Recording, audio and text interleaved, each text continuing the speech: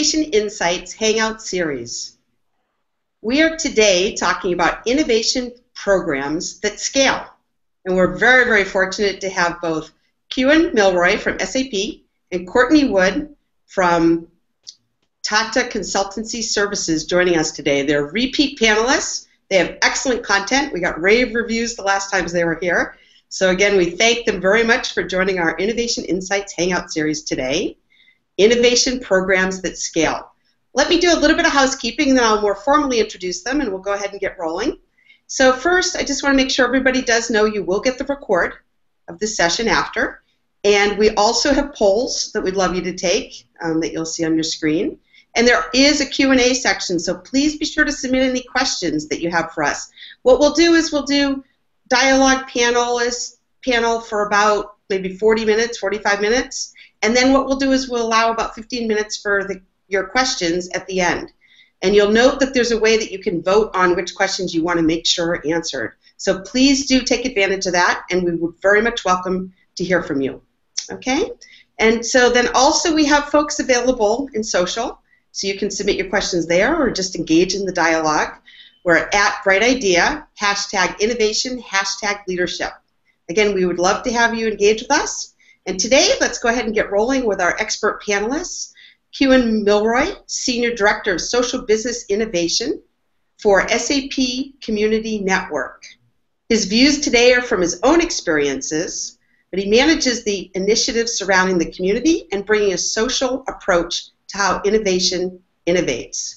Welcome, Kewan. It's good to have you here again. Hey, Gretchen. Thanks for having me.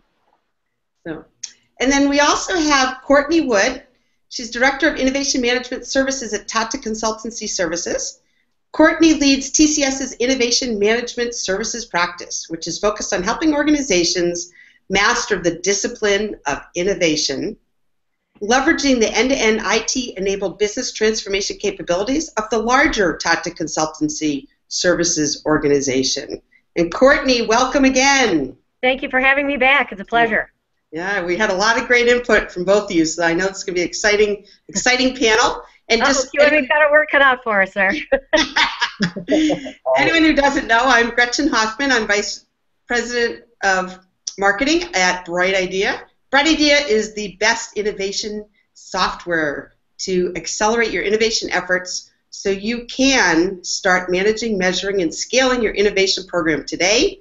And yes, I know I work at Bright Idea, so I could say it's the best, but I also have told folks in some of the other Hangouts that, you know, I've gone in and I've used our new apps, which we announced in October.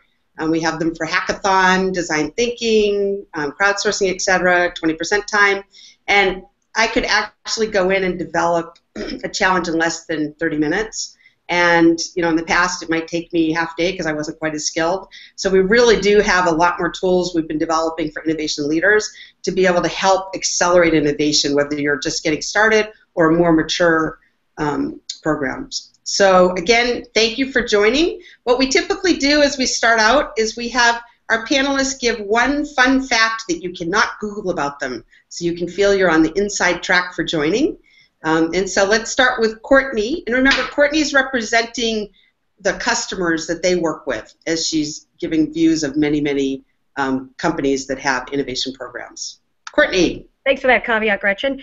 So one of the fun facts most people wouldn't know about me is that for some of you, perhaps many of you in the Midwest, Garrison Keillor has a radio show called The Prairie Home Companion. And back in the middle 80s, when I lived in Minneapolis and was part of a choir, we actually performed on the Prairie Home Companion, so that was a lot of fun.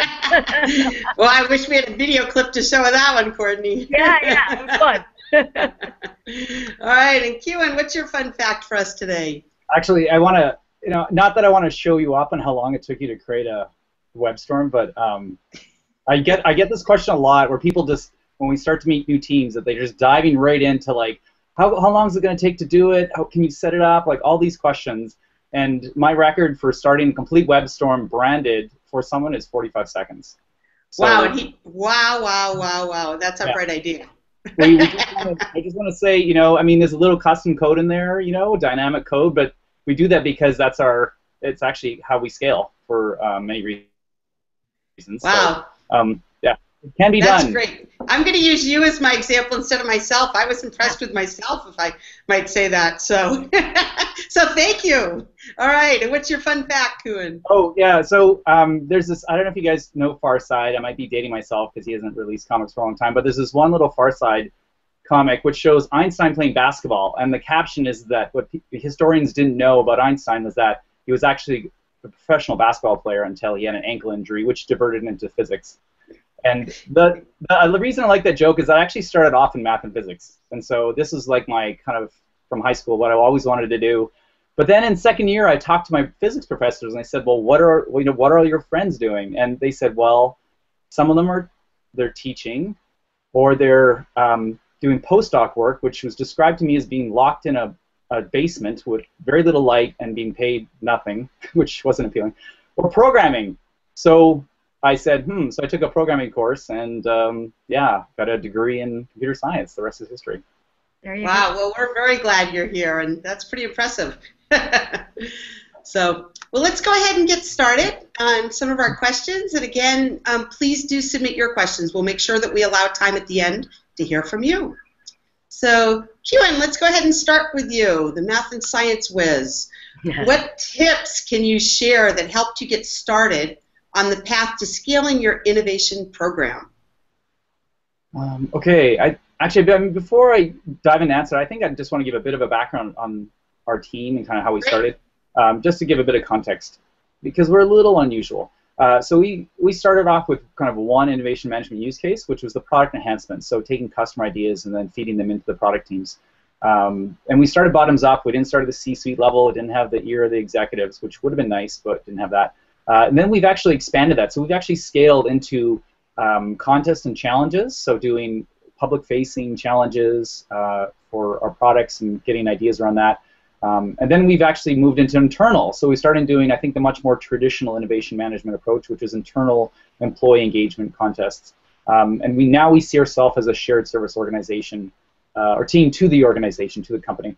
And just so you know, like our success, it's been about 5 years, but we have about 30,000 or 80,000 users that have participated, so commented, submitted ideas about it. And I think we have about 20,000 ideas in our system to date. Most of that's coming in the last year even. So it's really taken off.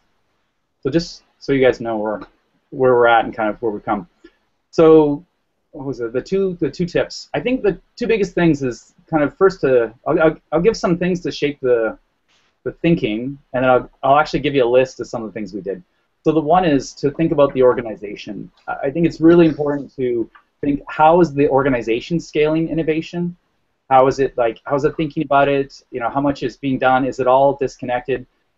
Really spend some time thinking about the organization.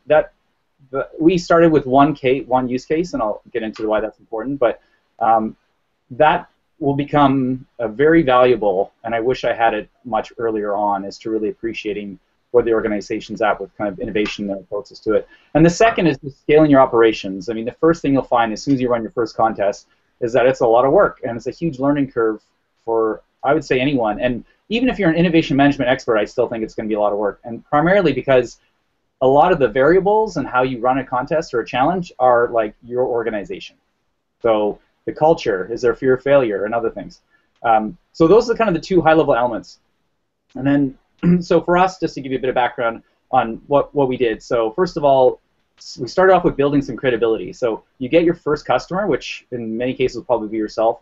For us, we started off with product enhancement teams. So we started about, I think, 10 to 20 people or groups we kind of went after. We did one right away, and then we expanded. But get that first one or two behind you. Get it being successful. Get some success stories out of it. Build some credibility, because not everybody understands. People don't even use the same lexicon, the same language to talk about innovation. So it's important to kind of get some success stories and show you can do something.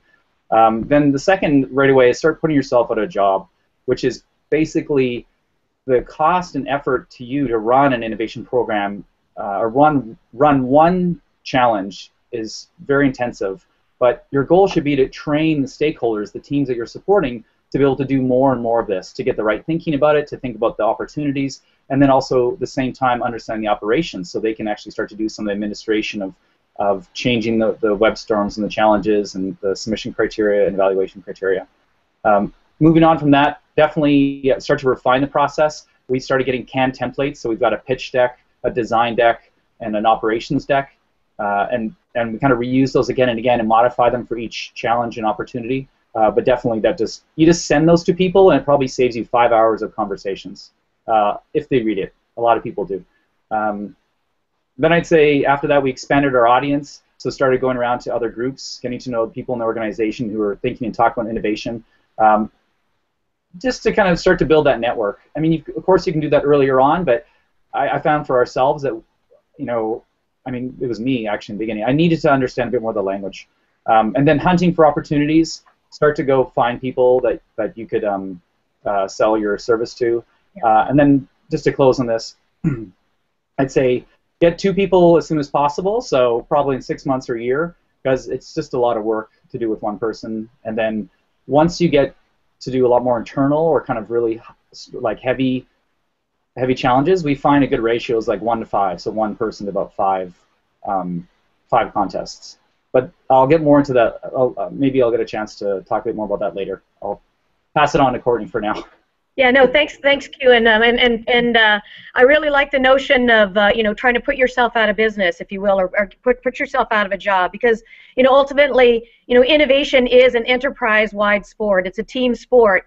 Not every part of the organization is working on the same kinds of innovations and doing it in the same kinds of ways, but ultimately it is the way forward for every organization to really master this discipline called innovation management, which as for some of you who watched the last Hangout I was in, I think we talk about innovation management, it truly is a management innovation. It's an innovation in how we develop strategies and really organize the enterprise to sustain themselves, which requires much more rapid change than we've ever had to encounter in the last 100 years, or certainly in the last even 30 or 40 years.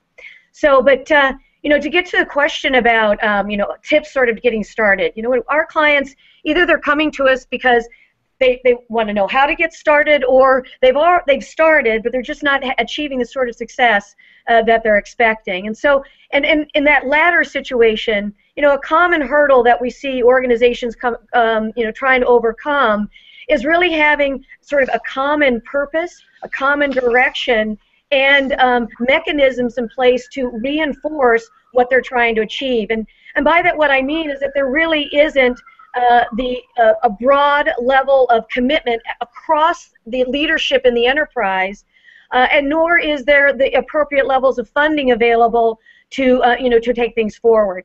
A lot of times, ideas are being generated, but then nothing's happening to them. So again, I think you have to. The one thing I would emphasize is that start slow in some respects. Make sure that you really understand what is the mandate of the innovation program. Really articulate your innovation strategy and put in the governance structures that allow you, those of you that are on the ground managing the innovation program, trying to change behaviors in the organization. Make sure that the governance structures in place, that you have the appropriate accountability and authority, to take things forward. And then but to the extent that you say, hey, listen, that's going to be a long road. We've got to bifurcate. Maybe we've got to, on one hand, be spending time thinking about, just as Kuhn was talking, building our networks, finding our, those in the business units or functional units that are hungry for a new way of doing things to really start to move the needle in their organizations, whether it's from a growth or profitability perspective. So maybe you've got one track which is around that network building, finding your customers and nurturing them and engaging them. But on the other hand, if you already have that small pocket that gave you the authority to get started, so then stay small, stay focused. Pick, areas of investigation where, if let's say it's around something like blockchain, an emerging technology that is, some say, will have more of a transformative effect than even the internet itself.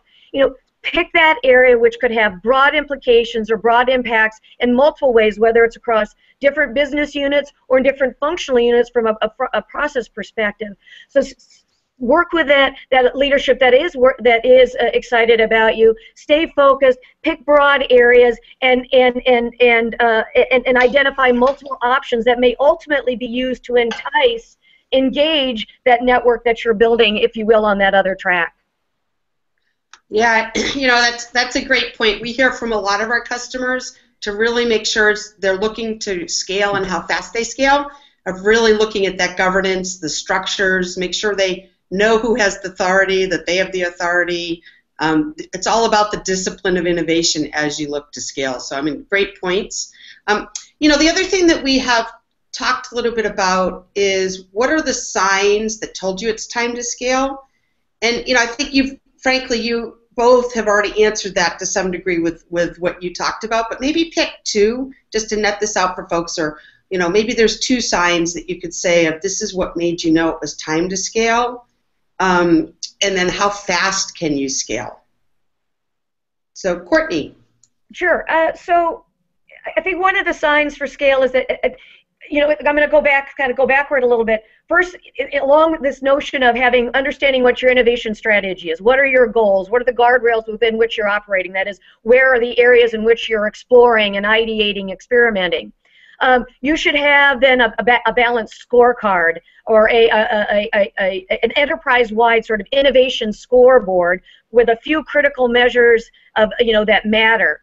And so I bring that up because it's against those measures. Let's say, for example, it could be that 10% of our revenues every year will be driven by products and services that we introduced in the last 3 years.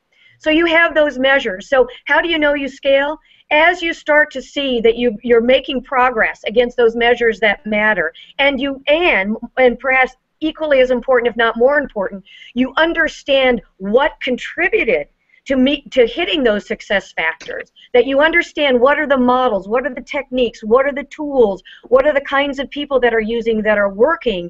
That gives you the sign that says, hey, we've got something repeatable, and therefore it can be scaled.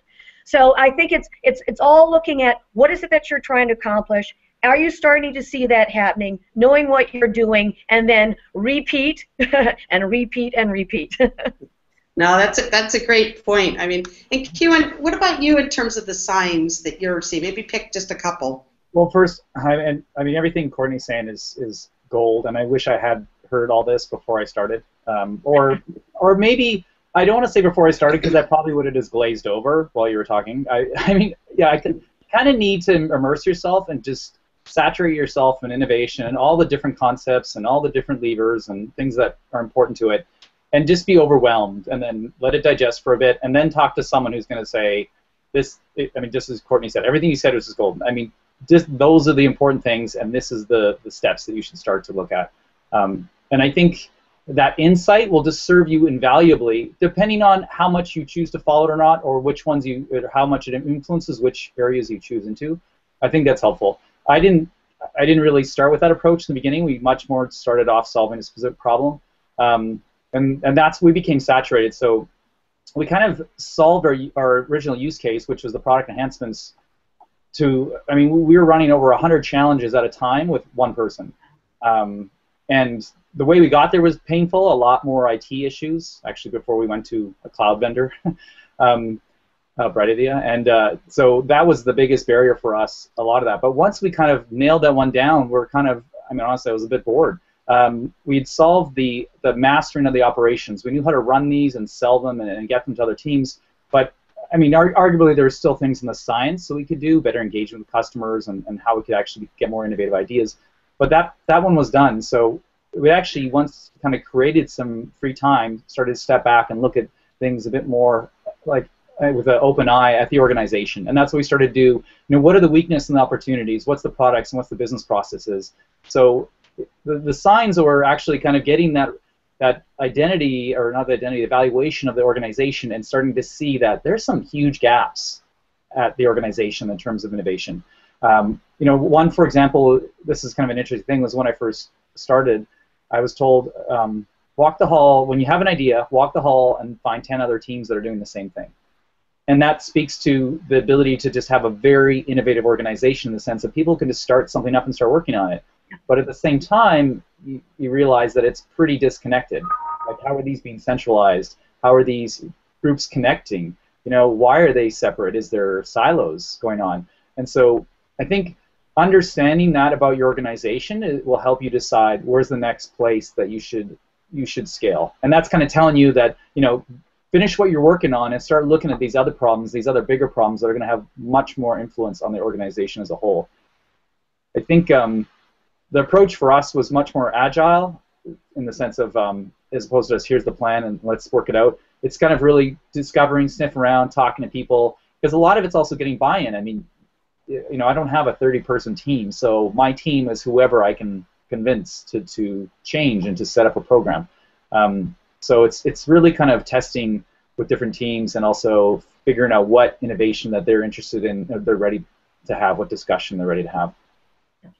Well, you know, and I'd like to make sort of add to that or add on to that in the sense that there's a difference between scaling and extending. And I think, you know, scaling is about, and this is not, is that, you know, you've tried, let's say, social innovation, you've done the collaborative idea crowdsourcing and all that stuff, and that's a proven model and that's working. So, and then let's do that more in different business units, more functional units, and so forth.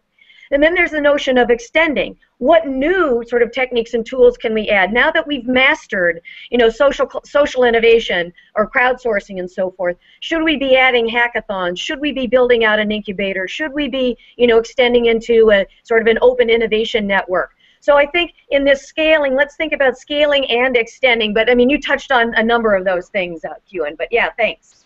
Yeah, that's a really good point. You're right. I mean, it's definitely two different dimensions there. Yeah. But at the end, I guess at the end, I do believe that both of them influence the growth and innovation within the organization. Absolutely. But the levers are very different. Absolutely, that's a really good point. I totally agree with that. Yeah. Yeah. You know, it's interesting, Kewan, when you said that maybe you would have glazed over this and you wished you'd had a Hangout like this to hear the content when you were first starting. So what I'll say to the folks listening in is be sure to listen to the answer to the next question, because the next question is, what do you wish you knew, Kewan, before you attempted to scale your efforts? And what should you talk about in terms of pitfalls to avoid, and how do you avoid them?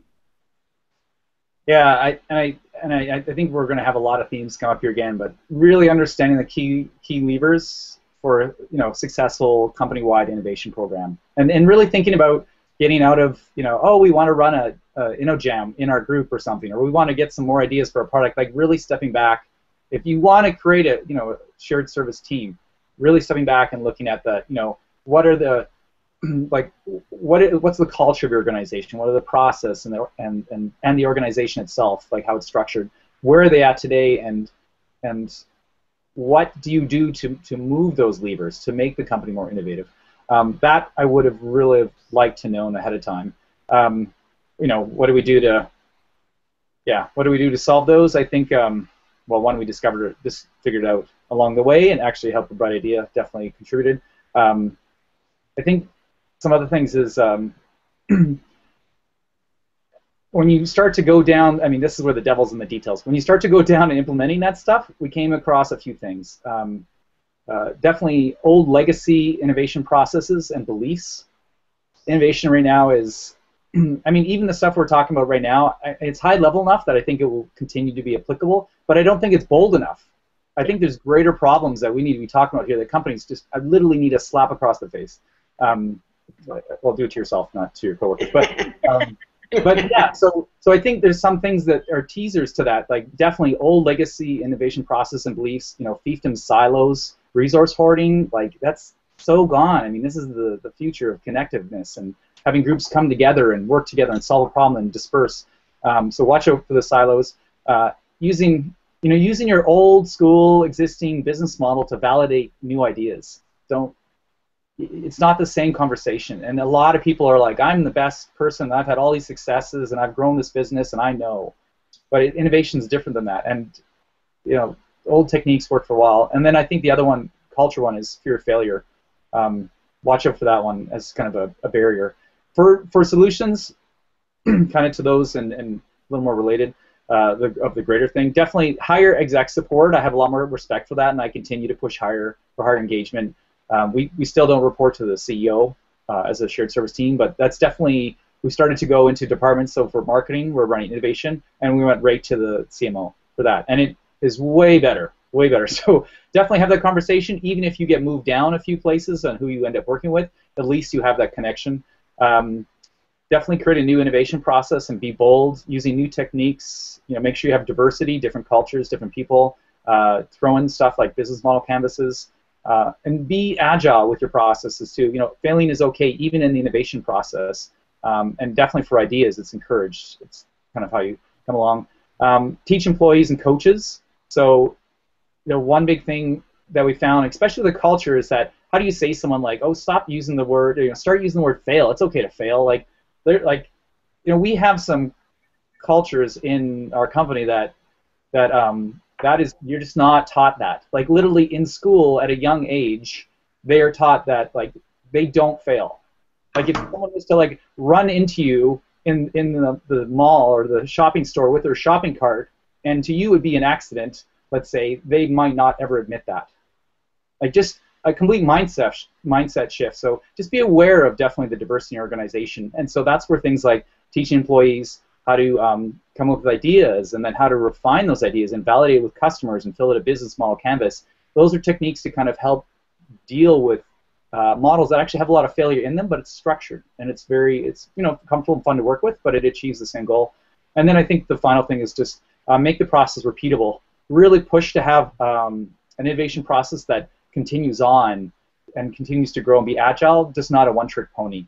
Right. A lot of people think innovation can be done that way. Let's have a big fair and get some Google glasses and stuff and build all new apps and then we're done. And that works for inspiration, but innovation doesn't happen like that. Innovation is chaotic and odd and so a surprise. And so you need to be ready for that any time that a process is there to catch it and nurture it to grow.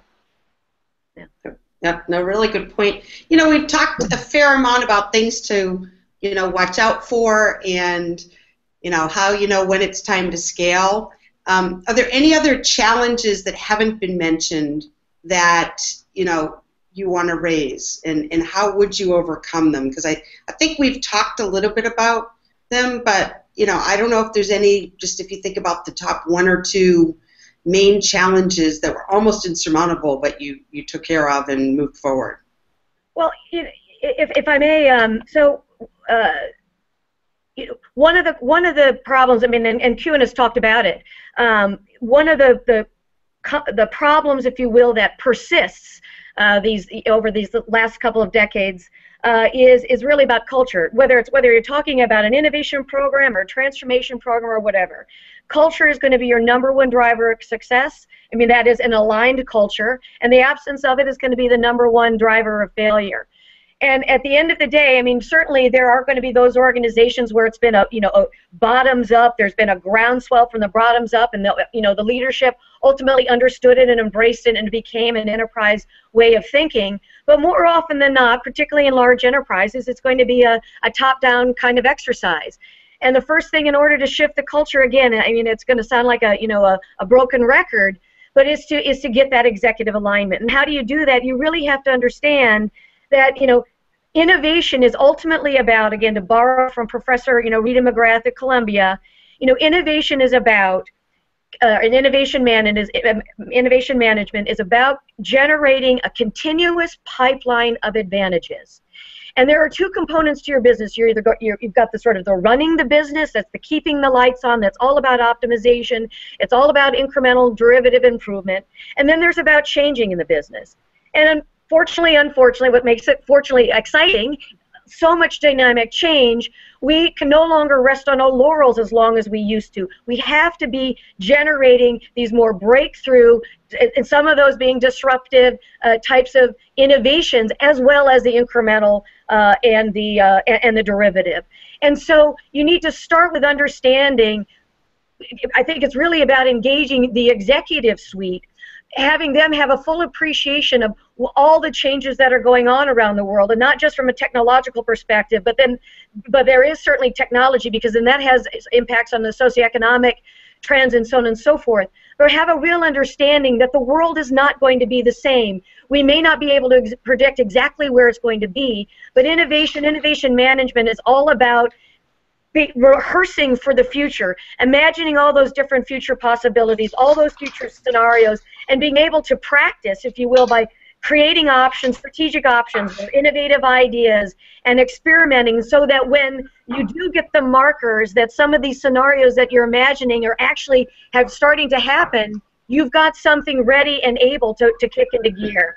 So it really starts with leadership. It starts with making sure that they understand that the world has changed around them and it requires a new way of managing the institution, particularly the innovation life cycle, and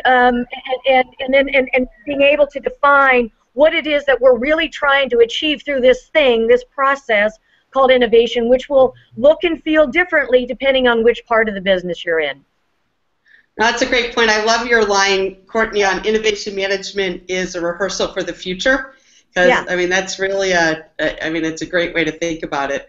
I'm sure I stole it from someone. I can't take credit, I think. That's right.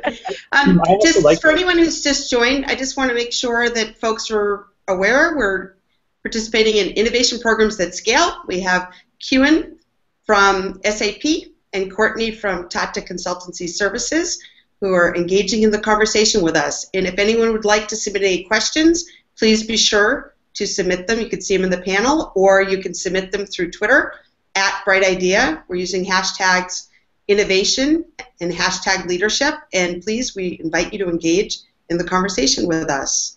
And what I'd love to do is just do a little bit of shift. We'll talk maybe with our panelists for about 10, 15 more minutes, and then we'll turn over to the questions that I see coming in.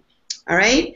And Kewan, what I'd love to understand from you, if there's any other top challenges, if you have anything you add, it sounded like you wanted to add a little bit from what Courtney was saying. I mean, first of all, this is actually turned into a really fun Google Hangout because clearly Courtney has the top view, and I've come from the, as you said, you know, some organizations came from the bottom up, the grassroots, and that's definitely how we did it. So it's refreshing to hear you talk about the things that we've learned along the way. Especially, like, you know, innovation is simply, I can't remember exact words, but I believe it was along the lines of managing a portfolio of opportunities. I mean, it's literally like you try 10 things, you reach, and 9 will fail and 1 wins. I mean, and that 1 pays for the 10 or for 100. And that at the end of the day is the science behind it. I mean, that's kind of where you need to get your organization to. For me, so I'll go back to kind of making it start from a grassroots perspective because we didn't have the year of senior leaders at the time. I think being alone was a tough one. You got to start somewhere. It was like I was given. I think I had a bag for $5,000, and was told to create an innovation program in the beginning. But even with a small program, you have to answer the phones, get the coffee, keep the place clean. I mean. You know what I mean? Like, just you have to do a lot of regular stuff. Like, people mail you all the time. You're getting distracted all the time. And so it makes it hard to focus on strategy and kind of refinement and a lot of other things. So that definitely consumed a lot of time and prevented scaling in the beginning. And I'm just going to throw this out there, and I didn't mean to plug Bright Idea, but I mentioned it earlier, is that we burnt a lot of time trying to grow a program, trying to grow a product internally, with consulting, and then trying to use other platforms that were more community-based, weren't really intended for innovation management, and though we had a whole vision of combining, our innovation management stuff with our community platform, and it'd all be great and connected and cool. And at the end of the day, it just did innovation management so bad that we said, look, I think we just need to separate these two and just run the innovation management portion on its own and connect, provide links back to the community, and from the community provide links back. And it's not an integrated approach, but we couldn't do innovation management properly, and that's just been a change. Like, we've gone from spending 85% of my time on IT-related topics to 5%. It's just, I could talk about that for hours. But so that's a big thing. I hadn't actually thought about that. I just wanted to mention for us that was a big thing. That's a great point, Kuhn, because HR has their own system, finance and accounting has their own systems. Yeah. Why should we not have the right enablers to support this tool? Particularly if you're like you're engaging a broad swath of the organization. How you can't do it with Excel spreadsheets and email? It's just you're going to be focusing on the wrong things, not the value-adding things. So very important. Yeah. You can do with Excel spreadsheets and email. It's painful. So actually, and that's, yeah, I mean, continuing on, I think that's, yeah, that's a beautiful point. And also, as I said in the beginning, we've actually expanded, or as the terms used, according to extended, into different use cases. Like, we would have never been able to do that. I mean, now I can create custom innovation campaigns. You know, it takes more time because I have to figure out what variables are different, but the platform allows us to do that. We could never do that before. But just carry on, there's two other points. Basically, understanding the cost or the effort to run an operation. So as I said earlier, we have, you know, one person can handle 100 product enhancement campaigns, and primarily because the customers, the audience, and they're taking care of themselves. I don't have to train them. The interface is straightforward, and then the execution team is the product team. They take the ideas and just forget about me and go off, prioritize them, and execute on them. So I can scale that. But running internal campaigns, you know, we're finding, you know, we're getting to about 4 or 5, and we're maxed out. Now it's new for us, so we don't have as many templates and kind of like the deeper knowledge and the connections in the network and all those sorts of things. But I think that's another thing that kind of challenged us as we grew, is that some things are easy to get to scale, and some other areas are a lot more difficult. And so just be conscious of that when you're scaling, that it might not all be linear. Yeah, well, I'm still thinking, Kewan, about your comment that you did a challenge in less than 45 seconds. I'm thinking I'm going to have a contest set up among our customers, because I was impressed. I could do it in less than 30 minutes, and I'll have to pull back my testimonial. So thank you very much. I love hearing this. So, Courtney, I'm just going to jump in on stalled efforts. You know, what we have heard from some customers and dialogues that have had is, what are the tips for reigniting efforts when they become stalled? Like, what approach should you take? Yeah, you know, one of the techniques that we use, and one actually I just sort of thought of it, is maybe just stop calling it innovation. The fact of the matter is, we know that as an enterprise, if we don't want to be one of the 40% of the S&P that won't be here 10 years from now, as the Washington University study says, you've got to be more rapidly adapt. You have to come up with new and novel products and services, business capabilities, business models, customer experiences. We have to change, and not only, and we have to then change what we do on the inside in order to produce those things that go on the outside. So I think one of the techniques that we use, and it's really inspired by Dr. Ankush Chopra. He's got a book out called The Dark Side of Innovation, but this is actually from one of his white papers. But he's got a nice little 3x3 matrix. And the x-axis will be time, so short-term, medium-term, long-term. The y-axis is sort of more the optimization type of improvement. The second is sort of step-up types of innovation, or sort of maybe adjacent type of innovations. And the third is that breakthrough and that radical. And what you do is, maybe you go to each of your business units. You schedule a half-day to a one-day workshop, kind of a systems thinking, time-compressed workshop design kind of model. And you take them through the exercise of saying, okay, what are the larger things that we're trying to accomplish from a growth and a profitability perspective? What are the major trends that are impacting our ability to achieve that? And start to create, if you will, sort of this hypothetical portfolio using that 3x3. What in the near term, maybe more, what are the kinds of things that we need to be doing? And then you start to slot them into that matrix. And then you can step back and say, well, what are you actually doing today? And then compare the hypothetical with the actual. And what you'll find is there's some gaps exist. And you can then develop with them, well, what could we do? How would we, what sort of, if you will, our roadmap to start to shift the portfolio of things that we're working on that ultimately will allow us to keep the lights on while we're generating the kinds of profits that allows us to incubate and grow the things that are going to sustain us for the long term. And you could do that for all of your business units, and then step back and see, are there patterns emerging? Are there commonalities in the kinds of things that the different business units or functional units need to have done? And then you start to see these sort of enterprise-wide mandates sort of emerge, and that can be used to, because then if you're solving their business problem, you're not solving their innovation problem, you're solving their business problem. And then I think you can do a good job that will be a good way to excite people to want to engage with you, because now they know you're working on the thing that's keeping them up at night. So that's one Yeah, thing no, to use. yeah, no, I think that's a great point. So for the folks listening in, we're going to do about 10 minutes of dialogue, then we will get to the questions.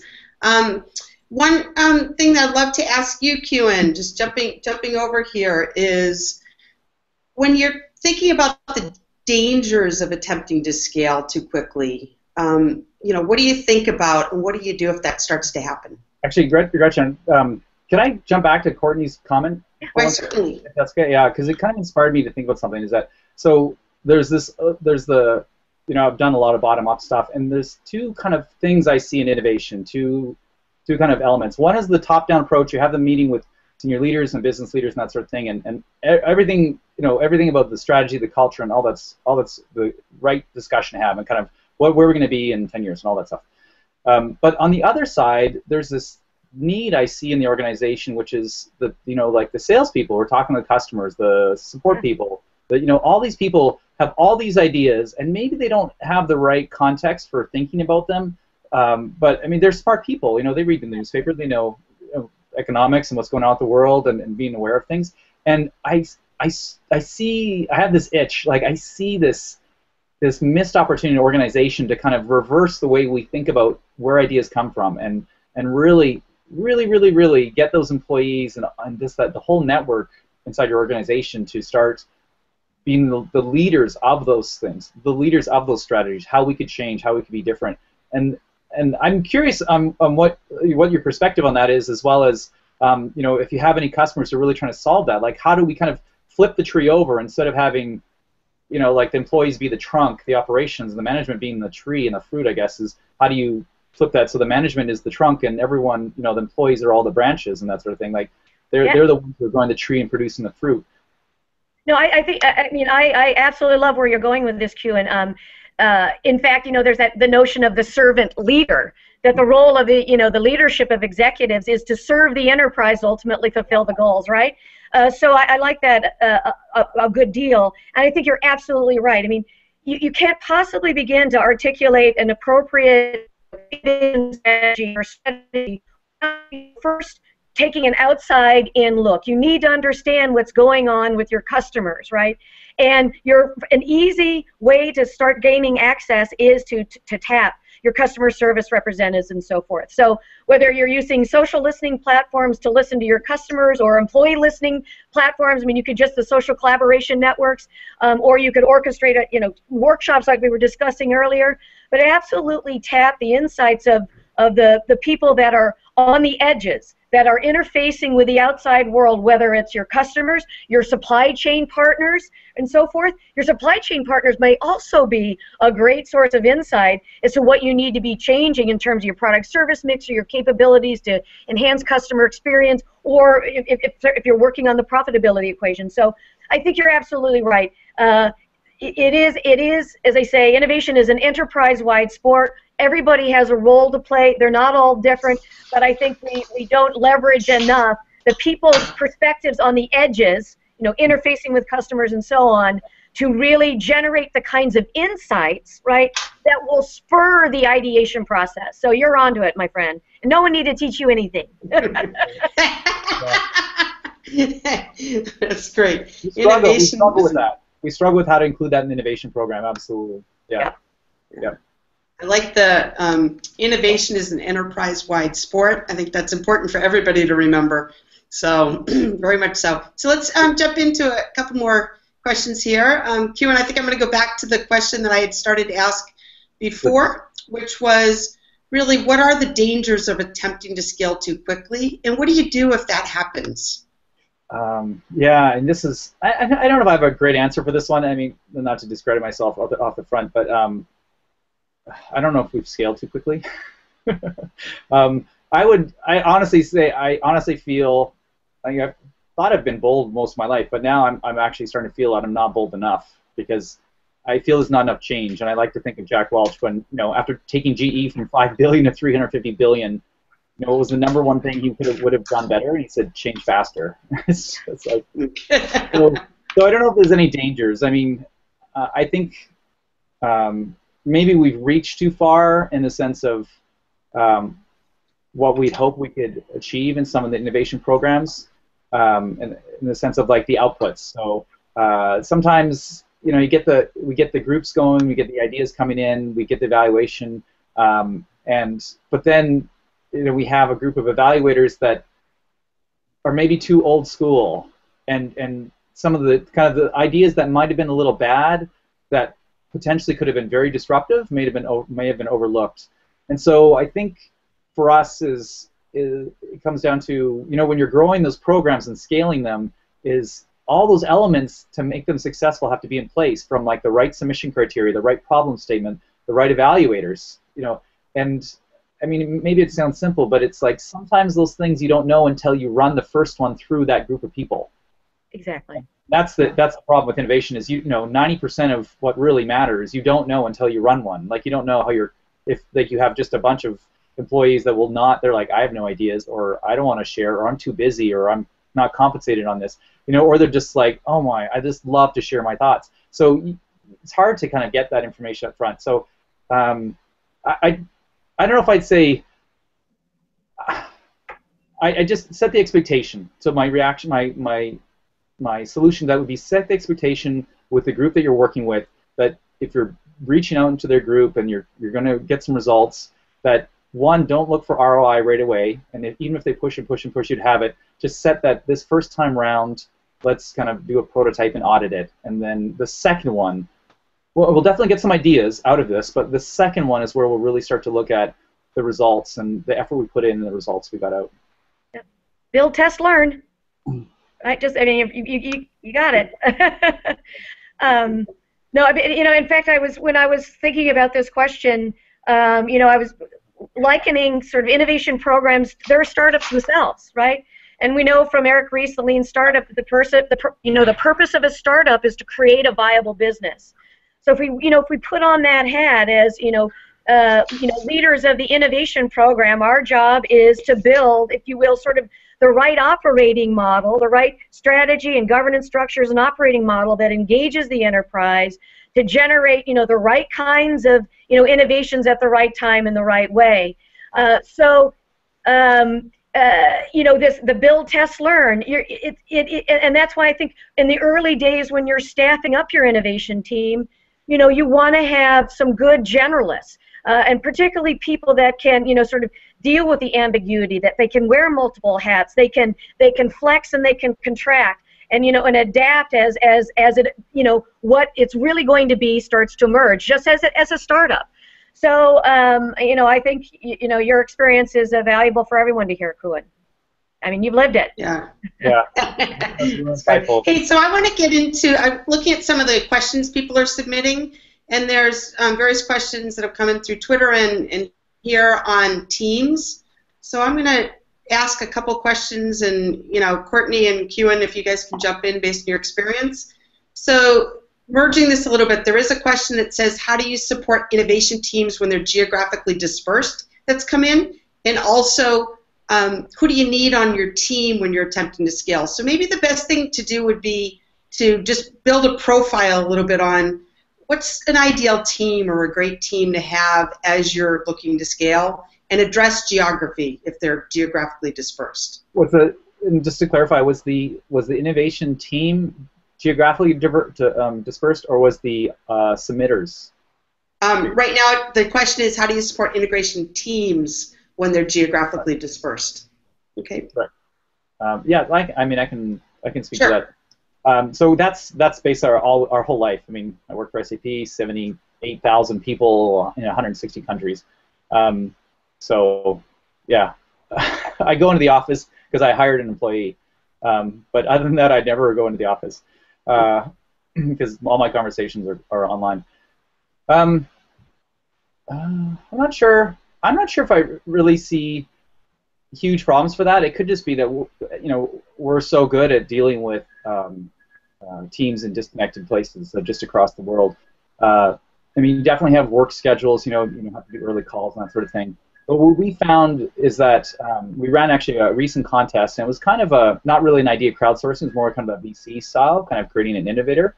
And you get, first of all, when you're trying to inspire employees to participate, you definitely have to get that senior leader in. So that gives the motivation. If the senior leader doesn't say, hey, I want you to work on this, and you can spend some time on it in addition to your regular work, then you'll definitely have challenges getting people on, especially when you don't talk to them. And then the second is that we actually got a lot closer. So try to get to the people you want submitting, managers, and get them on board, because we've actually had managers go to meetings and have been told that yes, you have to support this innovation program, and then one of their employees came to us and said, I was told my manager said to me I wasn't allowed to work on it.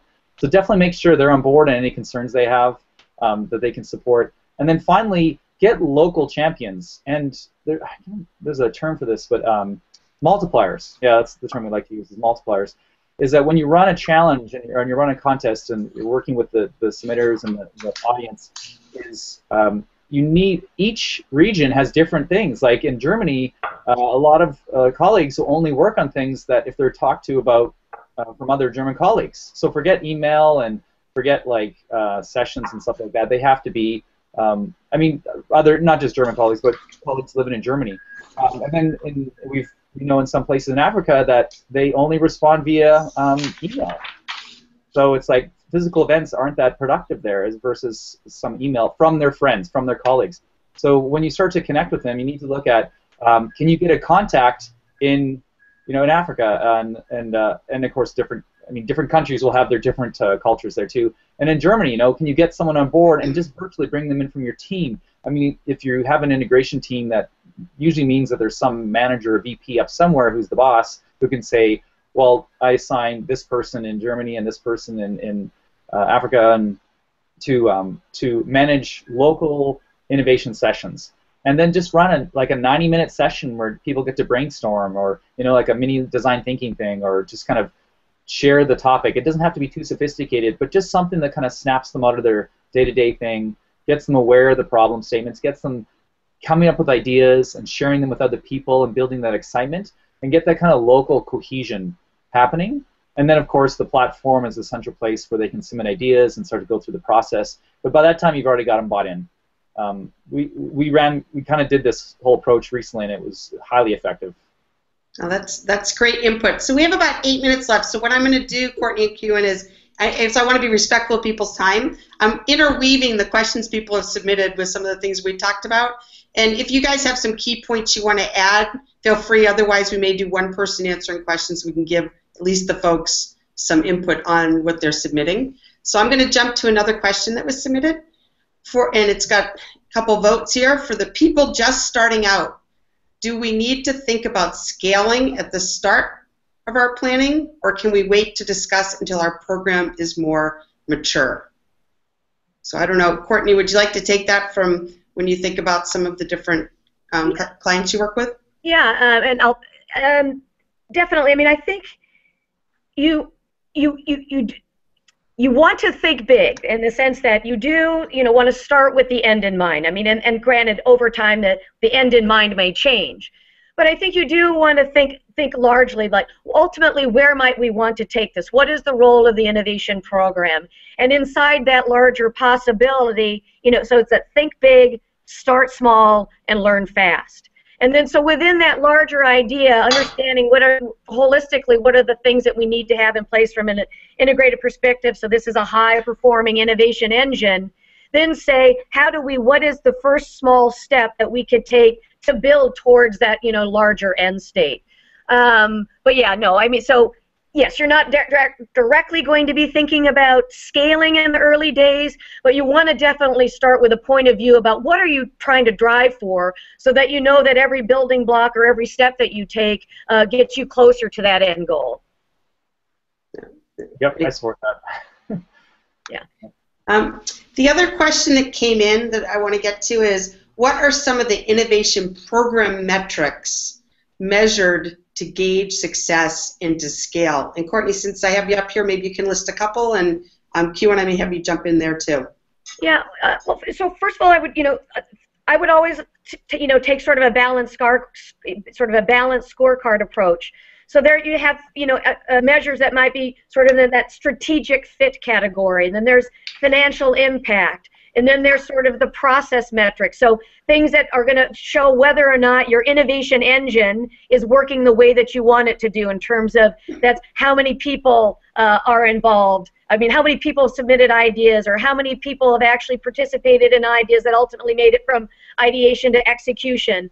There could be sort of a learning, and then there's the sort of the organizational goal, the learning and development, or sort of category of scores. And there could be measures around, how many people have gone through, design thinking, or lean agile, or, lean startup, or whatever, the particular topics that you want to engage them. So I mentioned one, sort of the financial impact might be, what percent, 10%, you pick the number, what's relevant for the organization, but what percentage of, revenues are driven by products and services that have been, introduced in the last, 3 years, from a, let's say taking from a profitability tact, what percentage of our profitability growth was driven by, changes in underlying, systems and our processes.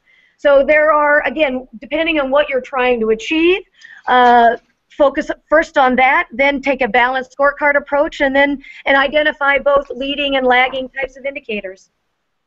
Okay. Great. And Kieran, do you have anything in the way of what metrics you really think are key to gauge success as you scale? Yeah, I mean, you definitely have the operational ones and getting submitters and looking, if you have 10% of your organization submitting ideas, why, who are the mainstream and who are the laggards and that sort of thing. So I think that's helpful, especially once you've done your first one. The other, just to keep in mind though, I mean, you'll get a lot of managers who will want, ROI, and it's a portfolio, so there's going to be a lot of failures for one success. And I think you need some leeway. You definitely need some leeway when measuring that in the beginning. And you'll read tons of articles that say never measure ROI. Like even today, someone can't tell me if you add a feature to a product how much money that generates. That's an impossible answer to today. That's an impossible answer to achieve. Yet we have billions of dollars in product development teams. So I think that model is. It's really, as Courtney mentioned, a lot of the things like if you're running a challenge, what type of ideas, looking at the culture, looking at the participation levels, start with those sorts of things. Absolutely. Voting and commenting, I mean, I think those are some obvious ones, but voting's another one, is getting engagement and just kind of how many people are aware of it and participated and interested. Those are all good, kind of good indicators to building more adoption. Excellent, excellent. So we have a couple minutes left, so I'm going to ask one last question, and then we'll do our closing comments, okay? So, and again, I thank everybody for participating. And so let's go ahead and say after you scale. We've talked a lot about innovation programs that scale, but there's also some folks that are asked us, what happens next, like after you scale, and how is that defined? And then is it more of the same, or is there something that changes? So, Kieran, what would you say there? I think become CEO. Really? The Good answer. Really, and Courtney, that's non-linear thinking, Kieran. I like it. Yeah, you like that? But yeah, well, you alluded to this, and I think this is something that this is kind of the slap across the face. Like we're talking about, kids in the future won't even know what you're talking about when you say you used to drive a car, and things like blood substitutes could could solve our global warming problem. I mean, that's with cattle and stuff like that. So it's like, companies aren't going to be here in 10 years. I really think that, once you kind of have stopped and caught your breath, is to really take some of the bigger questions back to the company and start to ask them that. Like, assume we're going to be gone in 10 years. What do we need to do to be relevant? And what is coming in the industry? And starting to get everyone at all parts of the organization thinking about these things. Thinking about what trends and what they see in their customers or the partners or business supply chain, what they see changing and happening, and start to include those. So I think that kind of thinking is where I'd like to take us, to kind of get people to start going about. And then, of course, the systematic process of analyzing those opportunities and redefining the innovation process and bringing in more inspiration, just-in-time information, big data, just starting to throw that stuff in. I think even the innovation management space needs a whole other level of thinking that we're just not even getting to yet. Yeah, no, it's a great point. It's amazing to think of what the future's going to bring and what people will think of today, right? Yeah. So, Courtney, do you have anything briefly you'd like to add? I mean, yes, I do. I think, what stays the same, if you will, is that, the goal is to have, systematic, accelerated, lean innovation processes. So that's what remains the same. but it's the throughput that will change, just as Kewen was talking about. The business needs will change because the environment in which we're operating will change. So what we might be innovating on, the kinds of ideas that we're generating and rapidly, prototyping and experimenting and testing our hypotheses and so forth around, that will change. But the processes by which we do that should remain, if you will, the same, or continuously improve them as well. I mean, we can learn to be better at prototyping and hypothesis testing and so on and so forth. So that's what I would say. Focus on standardization, systematic repeatability, but also recognize that what goes through will change, and having those listening capabilities, watching and listening to generate the insights that says this is what we should be churning out differently. Today it's not hamburgers, but it's sausages, I like that analogy too. So, in closing, I want to start to wrap up here. So we've had a lot of fabulous content, and I really, really, really thank our panelists, Kewen and Courtney, for all their excellent insights. And what I'd love them to leave us with is the top 2 takeaways that they'd really want our audience to be thinking about if they are planning to scale their innovation programs. So just pick top 2. I know you've had a lot of other good content today. Kewen. So making it short, and we've talked about so much, so I'm just going to kind of come up with 2 points that I think are really important that we haven't really covered. Is basically think about selling your service and determine which opportunities are going to turn the biggest value in the shortest amount of time. And in relation to that, when you're starting to sell your service and going around to different teams, forget the 2 people who are humming and hawing. Go after the one person who you had at hello, because they will be there. And that for us, I mean, maybe that's just our organization, how it's laid out, but that's been just fast and furious. So there's definitely that opportunity, and it's really, really helped us kind of having that approach. Right. And Courtney? Yeah, for me, actually, it's because it's one of the things I don't think we got to talk about, or I talked about. And I think that, a lot of organizations still struggle. They think that if we're ideating, we must be innovating. But innovation requires coming up with ideas and then doing something with them, what I would call the conversion process, the back end of innovation. And for that, it's essential to have what we call a rapid iterative experimentation process, or REAP capability, so that you can rapidly prototype, rapidly test the critical hypotheses that are underlying the idea. And having, if you will, this rapid iterative experimentation capability, you can sooner rather than later bring your concepts to life. There's nothing like putting a prototype, but if it's a paper mock-up, or it's a clickable dummy, mock-up of a, a user interface. By putting something in the hands or in front of the eyes of those, certainly those that are enthusiastic, they'll be even happier. But the detractors, they can start to see the art of the possible. And I think that would be a great engagement tool, not only a great tool to help sure that you turn good ideas into great innovation, but it can also, I think, help you get the attention to get the funding and excitement to scale as well. Yeah. Well, I have to say, Kewen and Courtney, you guys have incredible points. I really hope everyone who is, listening in is absorbing this. And I'll encourage you to go to brightidea.com. We've got Hangouts that we've been doing through the year. Again, Kewen and Courtney were here before on other ones. Just go to the resources section. It's all free resources, a lot that should help you get up and running or get to the next level. And then also, please do get in touch with us if you're interested to hear how you can get challenges up and running as quickly as Kewen did in 45 seconds, or as quickly as I did using our apps in less than 30 minutes. And we have hackathon apps, crowdsourcing, some for design thinking, 20% time, etc. Really, really, really want to thank everyone for taking time to join. Thank you for submitting your questions, and thank you so much to our panelists for the excellent content. Enjoy your day, everyone, and enjoy your holidays. Bye-bye. Yes, thank you. Happy holidays. Bye. Bye. Bye.